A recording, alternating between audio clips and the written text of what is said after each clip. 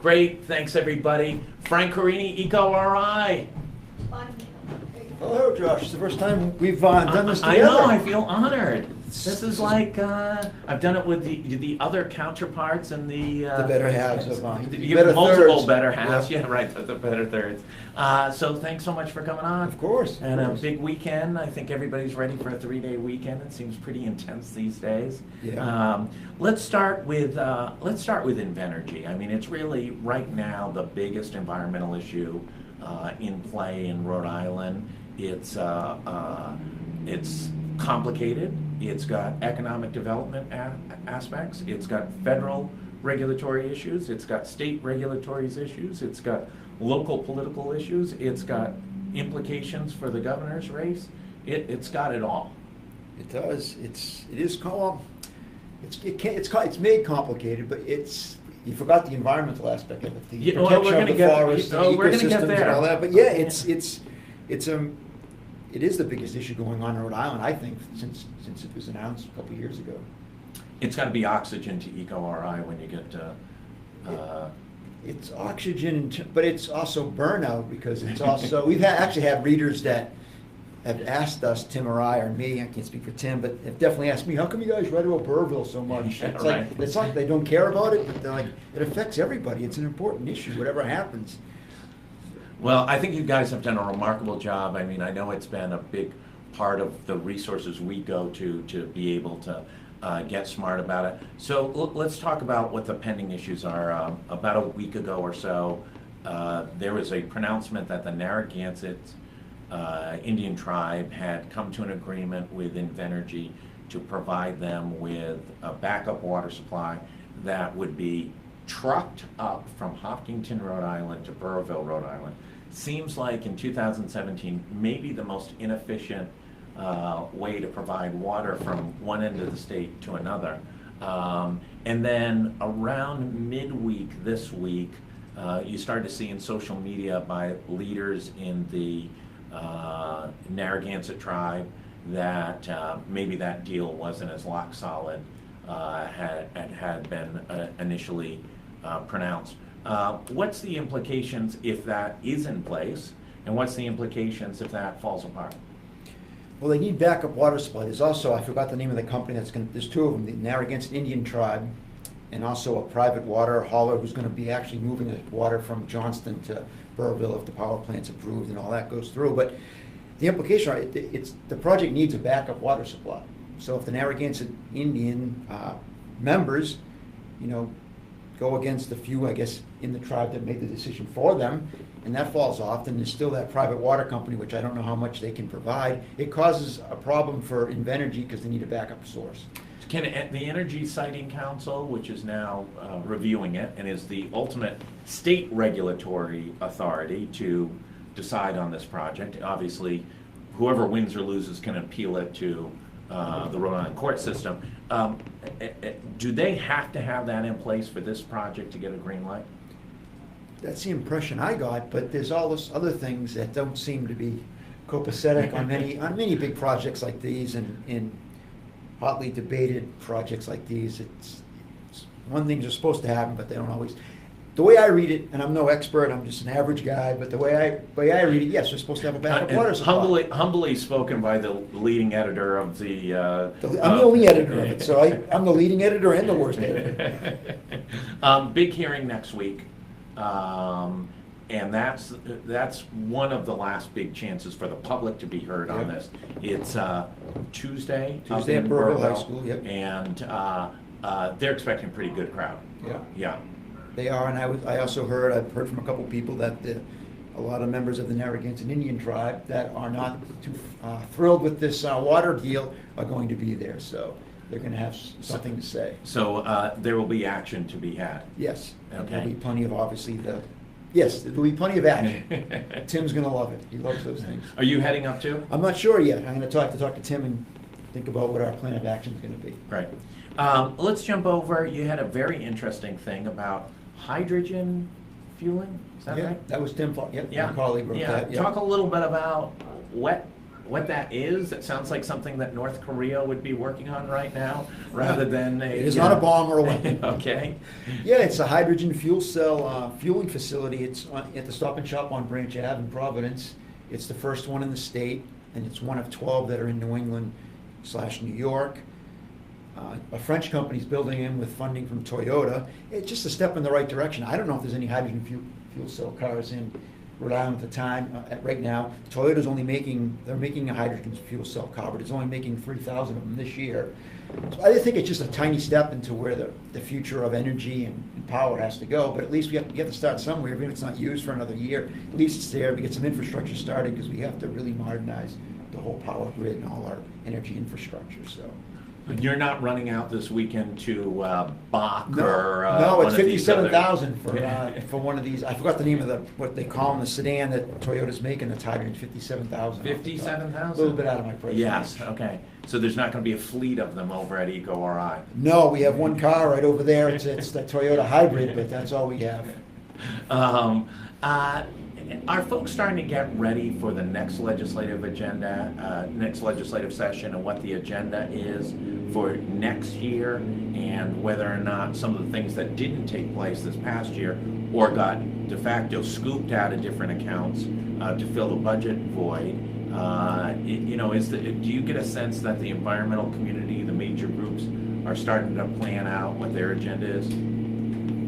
For me, the people I've talked to, no, I think they're taking it seems like they're just decompressurizing, taking a break from it. I know Tim is, who's up there.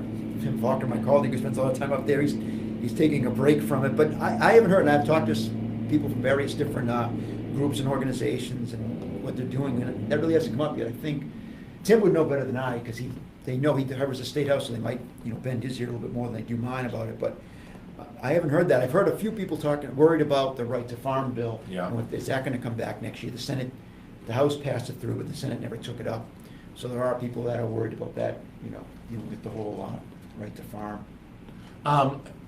Being an election year, and we just had Seth Magazine on and Councilman David Salvatore, and they're all looking at, Magazine is looking to run for re-election, Salvatore might run for re-election or run for mayor of Providence. How does the environmental community get a place at the table from a political standpoint? This last cycle in 14 of the statewide races, it felt like the environmental community was in a second-tier position to jobs. I would argue that it wasn't even second tier, but yes, your point's well taken. And now jobs are not the only deciding factor. And as the pendulum swings back and forth in this state over the last 3 decades that I've seen politically, how does the environmental community make sure that some really important issues are taken seriously by those running for office? I think that EcoRI, the Environmental Council of Rhode Island, does a great job with that. I think, the TNC and Audubon and these bigger... The Nature Conservancy. Saved you love your acronyms. Yeah, I do love over, acronyms. right. Yeah, I do. EPA, NOAA. Yeah. I right. do spell them out in the story. Yeah. That's AP style, Associated Press style. I think they do Tosca. a pretty good job, but I think the issues of environmental justice, or environmental protection, social justice are way down on the list of... I'm not going to speak for the general treasurer and the councilman over here, but in general, they're way down on people that are running for election. They're not talked about. In 2014, for the governor's thing, we had an agreement with the governor, EcoRI did, and EcoRI did a debate for the primary, and they all participated that were running, and then we were supposed to have that when it was between Fung and Governor Raimondo. And Healy. In Healy. Yeah. Yep. Well, no, Healy was at the end. He came in at the end. We would have had it. We would have had this way before Healy even got involved. Yeah. But we basically were blown off. The debate was blown off. They only had time for so many debates, and of course, they never talked about the environment or social justice issues. And I don't think it's just, Mayor Fung or Governor Raimondo. It's just you said 30 decades, probably longer than that. Environmental concerns and social justice concerns take a back seat to a bunch of other stuff. That's important as well, but it doesn't get much more important than... Well, you guys are nicer than we are here at go local prov. If they blow us off, we show up at their press conference and ask all the same questions. Well, we without- send Tim on them, and they got to deal with Tim and asking a bunch of questions and badgering him. And we're not trying. It's nationwide too. It's not just Yeah. Rhode Island either. It's just nationwide. The environment, which blows my mind, just does not get that much ink. Well, and you're seeing right now, Races. you know, the Trump administration, I think, has stated that they want to roll back a lot of the regulatory structures. They think they're burdensome on business. They think that they curtail economic growth. And the New York Times had a piece this week, I don't know if you saw it, relating to a FOIA request that found that Scott Pruitt, the administrator of EPA, pretty much just meets with lobbyists for industry Oh, yeah. and attends events there and goes out to dinner. We had Jennifer Lawless from American University talk about it. She's, you know, talked about which restaurants that they like to go to together. And, you know, there was not a lot of meetings with Greenpeace or Sierra Club in the Pruitt EPA office, let's put it that way. No, I agree, but I'm not even going to lump Trump in that whole colossal cluster F with, you know, I'm This talking is about Democrats this and is Republicans. a PG-rated I know. live broadcast. You But almost besides, went to you the brought up Trump, my R-rated. head's gonna explode, and I'm gonna go nuts. But you're talking about Democrats here in Rhode Island. I'm talking about I'm not even talking about the whole Trump thing. They're all basically he appointed people that want to basically dismantle every organization they're running. So I mean that's not even the norm. So I wasn't even talking about him in that cluster. But regular Democrats, regular Republicans, whether in this state or nationwide, environmental protections aren't. Yeah. They're a joke. It took, you know, even Obama, he's trying to roll back Obama's. Obama did a decent job, but he wasn't the end-all be-all for environmental protections either. So it's a low priority, and it boggles the mind why. The ultimate irony of environmental regulation is Richard Nixon created the EPA, Clean Water Act, and the Clean Air Act. Yep. And he obviously a well-known Republican, so it can be done. Maybe even infamous Republican. What should we be looking for this week up at Invenergy? Do you think is there a winner or loser? Do you think there's any flow that comes out of this or momentum? Can we just anticipate lots of unhappy people go and protest and they walk out and they're just as unsatisfied as when they walked in the door? It depends. It's a public hearing, so there won't be any winners or losers. I guess the people that are there till midnight or something, I guess if I'm one of them, I guess I'd be a loser in that case, but drive all the way back to Portsmouth to go home. But I don't think there'll be winners or losers, but it all depends on how it's run and how the Energy Facility Siting Board let people talk. You know, like the meeting that was recently at I forgot what it was now. What is it? Kentucky Red Sox State House, I mean, right? it went late, and it Looked a little stacked. It did look I a think little was stacked, the so takeaway. going from your coverage, basically, we didn't cover it, but I was interested in the issue. It was a little bit stacked, so maybe it's a little better handled. That's part of it. It's going to be how it's handled and how they let people speak and who they let speak when. But most of the people speaking are going to be opponents of it, because there isn't a lot of people running up there, the common folk running up there saying this is going to be great. You know, it's basically politicians Proponents are Invenergy and the unions. Right, correct? yeah, exactly. So it's going to be more or less people that have concerns about it, and there are a lot of concerns. Listen, I want to thank you as always. You guys give outstanding coverage on Thank environmental issues in Rhode Island, and we look to you guys all the time on really getting a good understanding of complex There's issues. your problem. Yeah.